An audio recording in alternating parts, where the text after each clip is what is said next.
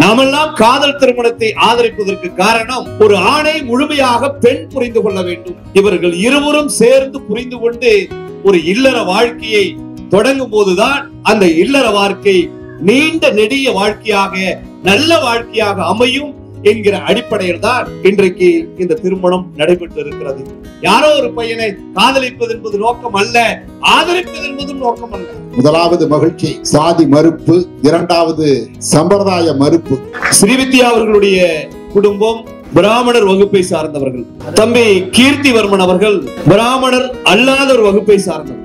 இந்த இரண்டு பேரும் சேர்ந்து இன்றைக்கு ஜாதி கடந்து, மதம் கடந்து, காதல் என்கிற உணர்வால் ஆட்பட்டு இரண்டு பேரும் சேர்ந்து வாழ்வதற்கு புரிந்து கொள்ளுதல் என்கிற உணர்வுகள் இருந்தால் மட்டுமே போதுமே ஒழிய வேறு எதுவும் தடையாக இருக்கக்கூடாது என்று முடிவு செய்து இந்த திருமணத்தை ஏற்பாடு செய்திருக்கிறார்கள்.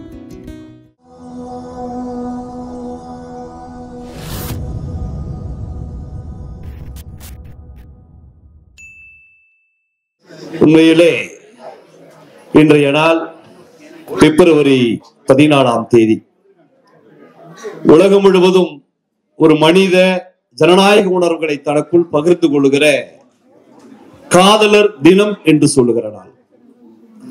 அந்த நாளில் ஒரு நல்ல இடையேற்பு விழாவை நம்முடைய பொறியாளர் செந்தில் அவர்கள் ஏற்பாடு செய்திருப்பது உள்ளபடியே மகிழ்ச்சிக்குரிய செய்திதான். இந்த திருமணத்தில் எல்லாருக்கும் நன்றியை சொல்வதை விட முதலிலே நாம் விஸ்வநாதன், நளினி அவர்களுடைய குடும்பத்தாருக்கும் உறவினர்களுக்கும் முதலில் நாம் நன்றியை சொல்ல வேண்டும். ஏனென்று கேட்டால், ஸ்ரீவித்யா அவர்களுடைய குடும்பம் பிராமணர் வகுப்பை சார்ந்தவர்கள்.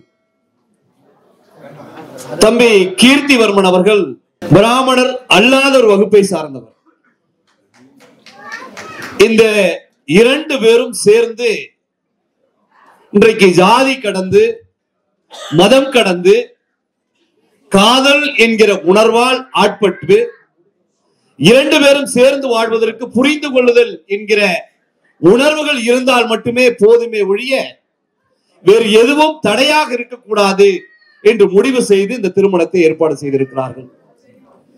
நாமெல்லாம் காதல் திருமணத்தை ஆதரிப்பதற்கு காரணம், ஒரு ஆணை முழுமையாக பெண் புரிந்து கொள்ள வேண்டும், பெண் முழுமையாக ஆணை புரிந்து கொள்ள வேண்டும். இவர்கள் இருவரும் சேர்ந்து புரிந்து கொண்டு ஒரு இல்லற வாழ்க்கையை தொடங்கும் போதுதான் அந்த இல்லற வாழ்க்கை நீண்ட நெடிய வாழ்க்கையாக, நல்ல வாழ்க்கையாக அமையும் என்கிற அடிப்படையில் தான் இன்றைக்கு இந்த திருமணம் நடைபெற்று இருக்கிறது. உண்மையிலே இன்றைக்கு அமெரிக்காவினுடைய அதிபர் ட்ரம்ப் வந்த பின்பு பல்வேறு நாடுகளில் எல்லாம் பல மாற்றங்கள் நடைபெறுகிறது. அங்கே அமெரிக்காவில் இருக்கிற இந்தியர்கள் எல்லாம், சட்டத்திற்கு புறம்பாக குடியேறியவர்கள் எல்லாம் வருகிறார்கள் என்ற செய்தி எல்லாம் தினமும் வருகிறது. தோழர் பொறியாளர் செந்தில் அவர்கள் கனடாவிலே தம்பி இருப்பதாக சொன்னார். ஒருவேளை அப்படி ஒரு நிலை ஏற்பட்டால் என்ன செய்வது என்று எனக்குள் ஒரு எண்ணம் இருந்தது. சகோதரி வித்யாவும் தம்பி கீர்த்திவர்மனும் மேடையிலே ஆடிய நடனம், அதை ஒரே நொடியில எல்லாமே போயிருச்சு. ஆடி பொழைச்சுக்கலாம், வேற எந்த வேலையும் நமக்கு வேண்டாம் என்கிற நிலை அளவிற்கு இவர்கள் இருவரும் யதார்த்தமான வாழ்க்கையை தன்னை இணைத்துக் கொண்டிருக்கிறார். அதுதான் காதல். ஒரு மனிதனை பற்றி ஒரு மனிதன் புரிந்து கொள்வது காதல். அந்த காதல் வாழ்நாள் முழுவதும் கடைசியாக வெற்றி பெறுகிற அளவிற்கு நாம் இருவரும் நடந்து கொண்டால் அதுதான் திருமண வாழ்க்கையினுடைய வெற்றியாக பலர் பார்க்கிறார்கள். அதனால்தான் காதலை ஆதரிக்கிறோம். யாரோ ஒரு பையனை காதலிப்பது என்பது நோக்கம் அல்ல, ஆதரிப்பது என்பதும் நோக்கம் அல்ல. ஒவ்வொரு வரலாற்றிலும் பல்வேறு விதமான ஆதரவு நிலை. பாரதிதாசன் காதலை ஆதரிப்பார். பாரதிதாசனை காதலை ஆதரிப்பதற்கு என்ன காரணம்? ஒரு மனிதன் இன்னொரு மனிதனை புரிந்து கொள்ள வேண்டும். ஆண் பேதம் பெண் பேதம் அல்ல, ஒரு ஜனநாயக உணர்வோடு, புரிந்து கொள்ளுகிற உணர்வோடு ஒரு நபர் இன்னொரு நபரை புரிந்து கொள்ள வேண்டும். அதுதான் காதல் என்று சொல்வார். அதனுடைய வெற்றியாக எதை சொல்லுவென்றால், எப்படி பாரதிதாசன் காலையில் படி, மாலையில் படி, இரவில் படி என்று சொல்லுவாரே, அதே போல ஜனநாயக உணர்வுகளை பறிந்து கொள்வதற்கு காதல் செய்வீர் என்று சொல்வார். பாரதியாரும் அதை தான் சொல்லி இருக்கிறார். ஆதலினால் காதல் செய்வீர். காதல் என்னவெல்லாம் செய்யும்? ஒரு மனிதனை கவிஞராக மாற்றும், ஒரு மனிதனை ஜனநாயக பூர்வம் உள்ள மனிதனாக மாற்றும், ஒரு மனிதனை பல்வேறு நிலையில் உயர்த்தி பிடிப்பதற்கு காதல் பயன்படும். எனவே காதல் செய்வீர் என்று பாரதியார் அவர்கள் சொல்வார்கள். இவர்களுடைய ஒட்டுமொத்த கனவு ஏற்ற தாழ்வுகளை ஒழிப்பது, ஒரு மனிதன் இன்னொரு மனிதனை சமமாக பார்க்கிற அந்த பண்புகளை, ஜனநாயக பண்புகளை, அந்த ஹியூமானிட்டி, மனித நேயம், அதுதான் இரண்டுக்கும் அடிப்படையாக இருந்தது. இன்றைக்கு கீர்த்திவாசன் ஸ்ரீவித்யா திருமணத்தில் அது நிறைவேறி இருக்கிறது. நிச்சயமாக இந்த தம்பதிகள் வெற்றிகரமான தம்பதிகளாக தன்னுடைய வாழ்க்கையை அமைத்துக் கொள்ளுகிற அளவிற்கு பக்குவம் நிறைந்தவர்களாக இருக்கிறார்கள். நிச்சயமாக அப்படி இருப்பார்கள். கீர்த்திவாசனும் ஸ்ரீவித்யாவும் வள்ளுவன் வாசுகியை போல் சொல்லுவார்கள். வள்ளுவன் உள்ள இருந்து கூப்பிடுவாரு, வாசுகி கிணத்துல தண்ணி எடுத்துட்டு இருப்பாங்க. வாசுகி என்று அழைத்த பொழுது உடனே அந்த தண்ணீரில் கிணற்றில் இருக்கிற குடத்தை அப்படியே விட்டு விட்டு ஓடி செல்வார். அந்த குடம் அப்படியே கிணத்துல பாதி நிற்கும் என்றெல்லாம் பல்வேறு கதைகளாக சொல்வார்கள். அப்படியெல்லாம் நீங்கள் இருக்க வேண்டாம். வள்ளுவனை போல, வாசுகியை போல, இன்னும் பல்வேறு உலக காதல் ஜோடிகளை போல எல்லாம் நீங்கள் இருக்க வேண்டிய அவசியம் இல்லை. ஸ்ரீவித்யா ஸ்ரீவித்யாவே இருக்கட்டும், கீர்த்திவாசன் கீர்த்திவாசனாகவே இருக்கட்டும். நீங்கள் ஒரு நல்ல தம்பதிகளாக, நல்ல காதலர்களாக இந்த சமூகத்தில் வாழ்ந்தால் அதுவே நீங்கள் செய்கிற மிகப்பெரிய பணியாக இருக்கும் என்று கூறி, திராவிட தமிழர் கட்சியின் சார்பில் நீங்கள் மென்மேலும் வளர வேண்டும், வாழ வேண்டும், உயர வேண்டும் என்ற காதலர் தின வாழ்த்துக்களையும் உங்களுக்கு பரிமாறி திருமண வாழ்த்துக்களையும் தெரிவித்து விடைபெறுகிறேன். நன்றி, வணக்கம். ஒரே ஒரு பதிவு மட்டும் இந்த இடத்துல சொல்லணும்னு நினைச்சேன்.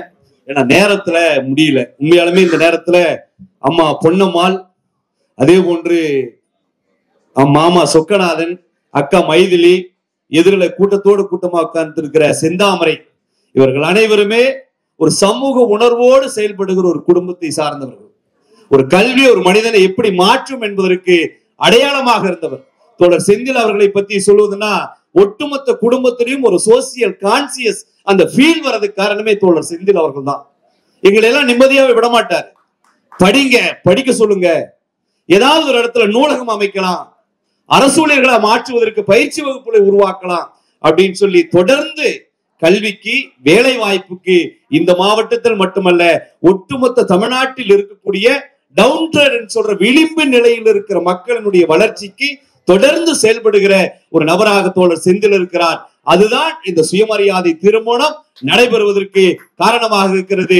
இந்த நேரத்தில் அதையும் சொல்லி நன்றி கூறுகிறேன். நன்றி, வணக்கம். முதலாவது மகிழ்ச்சி சாதி மறுப்பு, இரண்டாவது மகிழ்ச்சி சம்பிரதாய மறுப்பு.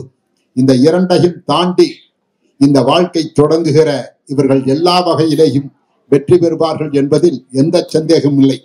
சமூகம் கட்டமைத்திருக்கக்கூடிய, காலங்காலமாக உலகம் முழுவதும் நடைபெற்றுக் கொண்டிருக்கக்கூடிய திருமண உறவு முறைகளை பொறுத்து மார்க்ஸ் சொல்லுவார், ஒரு திருமணம் என்பது இது ஒரு யூனிட், இது ஒரு அழகு, பாலியல் உணர்வுகளை முறைப்படுத்துகிறது, எதிர்கால சந்ததியை உறுதிப்படுத்துகிறது என்று உலகம் முழுக்க இருக்கக்கூடிய ஆணும் பெண்ணும் இணைந்த வாழ்க்கைக்கு, ஒரு அர்த்தமுள்ள வாழ்க்கைக்கு இப்படித்தான் இது நடைபெறுகிறது. இன்னும் சொல்ல போனால் தலைவர்கள் சொன்னார்கள் காதலர் தினம் என்று.